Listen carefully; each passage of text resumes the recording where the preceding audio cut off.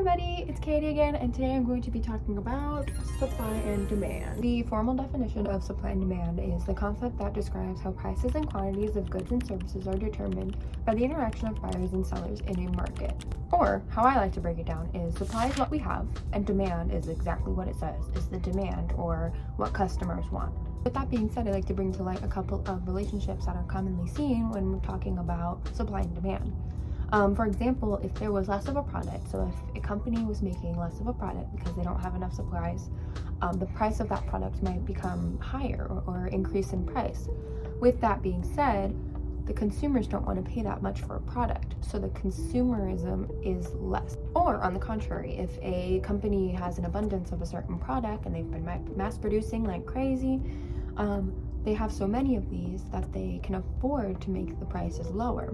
And with that, more of the customers are willing to buy this product because it is such a lower price. So I think that the most common example of supply and demand that most people might know about or might relate to more would be the declining price of a fashion product that may have fallen out of line a little bit. So if something becomes super popular all of a sudden and people rave about it and all these celebrities have it, then these people realize, oh, I want that too. So these companies realize, well, this is a gold mine. If we make all these products and all these people want them, we can make a ton of money. But, certain products like that only last a certain time. Those trends, those different things that influencers go through. So by the time these companies mass produce all of this one certain item, the trend has fallen out and they're left over with all of this material. And so what companies tend to do is they bring it down a very low price. And sometimes you'll see it in different lower end stores like TJ Maxx or Ross. Sometimes you'll see some big brands. So in order for supply and demand to truly be successful, they need to reach something that is called an equilibrium.